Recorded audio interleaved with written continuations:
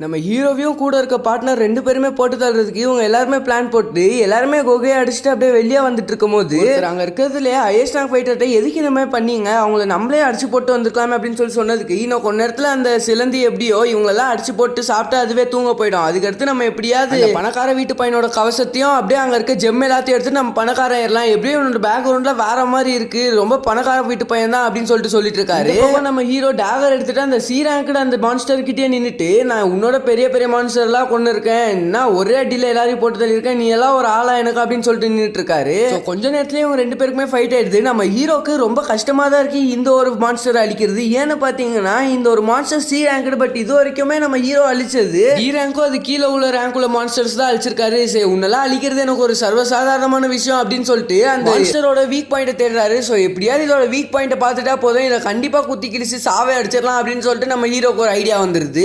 அந்த மான்ஸ்டரோட வீக் பாயிண்ட்டை கண்டுபிடிச்சி அதோட நெத்திலேயே குத்துனோன்னே அதை அங்கேயே சேர்த்துருது. ஒரு மாதிரி நின்று பார்த்துட்டு இருக்காருல்ல நம்மளோட தலைவர், அவர் பார்த்துட்டு என்னடா இது இந்த மாதிரி பெரிய மான்ஸ்டர் இவன் ஈஸியாக தோக்கடிச்சிட்டான், இவன் ஒரு இ ரேங்க்ல சொல்லிட்டு இருந்தாங்க, பட் இவன் சி ரேங்க் பாஸே இவ்வளோ ஈஸியாக கொண்டுட்டான், இவன் சரியான ஆள் தான் போல அப்படின்னு சொல்லிட்டு இங்கே கூட என்ன போட்டு தள்ளிடுவான், அவ்வளோக்குள்ள ஸ்ட்ராங்கா இருக்கான் அப்படின்னு சொல்லிட்டு ரொம்ப உஷாராவே ஒரு பாட்டில கொடுக்கறது கூட ரொம்ப பயந்தே கொடுக்குறாரு. சரி தண்ணி குடிப்பா, ரொம்ப சுஸ்தா இருப்பா அப்படின்னு சொல்லிட்டு சரி என்கிட்டயே இதெல்லாம் விட்டுருங்க, நானே இந்த பள்ளத்தை எல்லாம் ஒடிச்சு வெளியே கூட்டு போறேன் அப்படின்னு சொல்லிட்டு இருக்க நேரத்திலே நம்ம ஹீரோ தண்ணி குடிக்கும் போது இவனுங்க எல்லாம் வந்துடுறானுங்க. என்னப்பா நீ இன்னும் சாவலியா அப்படின்னு சொல்லிட்டு வந்து பார்த்துட்டு இருக்கும் போது நம்மளுக்கு இங்கே சீனை கட் பண்ணி இன்னொரு இடத்த காட்டுறாங்க.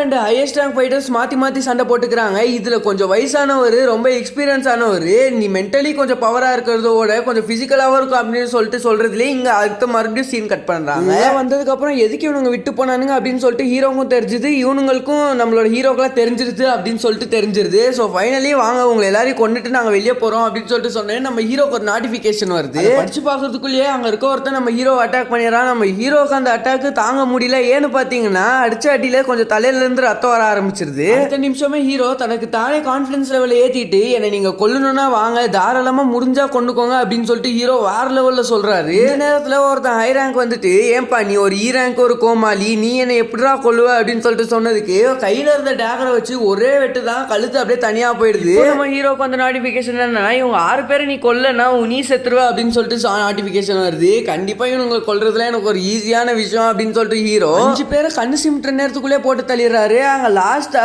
ரொம்ப ஹையஸ்ட் ரேங்க் உள்ள ஒரு ஆஃபீஸர், ஏண்டா எனக்கு டெமான் பவர் இருக்கு, உன்னெல்லாம் கொல்றது எனக்கு ஈஸியான விஷயம்டா அப்படின்னு சொல்லிட்டு ஹீரோ முன்னால வந்து நிக்கையும் ஹீரோ ரொம்ப பவர்ஃபுல்லா இருக்கிறத அவர் உணர்றாரு. ஏன்னு பாத்தீங்கன்னா இந்த சி ரேங்க் பாஸை கொண்டதுக்கு அப்புறம் நம்ம ஹீரோக்கு ஒரு 5-6 லெவல் ஏறி இருக்கு. ஸோ நம்ம ஹீரோ இப்போ வேற லெவல் ஸ்ட்ராங்கா இருக்காருன்னு சொல்லிட்டு நம்ம ஹீரோக்கே தெரியல. ஹீரோ அந்த ஃபைட்டரோட எல்லா மூவ்ஸுமே தடுத்துட்டு அவர் ஈஸியா சாவடிக்கிற போற நேரத்துல என்ன விட்டுறா, நான் உன்னை எதுவும் பண்ண மாட்டேன் அப்படின்னு சொல்லிட்டு சொன்னதுக்கு ஏன்டா என்னை கொல்றதுக்கு 3 தடவை ட்ரை பண்ணிட்டேன், உன்னை கொல்லாம இருந்தா நான் என்ன மனுஷன் அப்படின்னு சொல்லிட்டு ஈஸியா கொண்டுறாரு. இந்த பக்கம் நம்ம ஹீரோக்கு எல்லா எபிலிட்டியும் கிடைச்சதுக்கு அப்புறம் டென்ஷனை விட்டு வெளியே வராரு. வெளியே வந்தோடனே இவன் கண்டிப்பா டி ரேங்க், ஸோ இவன் தான் கொண்டிருப்பான், இ ரேங்க் உன்னால என்ன பண்ண முடியும் அப்படின்னு சொல்லிட்டு வெளியே இருக்கவங்களா சொல்லியும் என்ன மன்னிச்சிருப்பா இவங்க இப்படிதான் சொல்லலாம் அப்படின்னு சொல்லி சொன்னதுக்கு நம்ம ஹீரோ அதெல்லாம் ஒன்றும் இல்லை, புகழ்லாம் வச்சுட்டு நான் என்ன பண்றது அப்படின்னு சொல்லிட்டு நம்ம ஹீரோ சைலண்டா ஒரு பக்கம் நடந்து போயிடுறாரு. இதோட நம்மளுக்கு எபிசோட் 5 முடிக்கிறாங்க.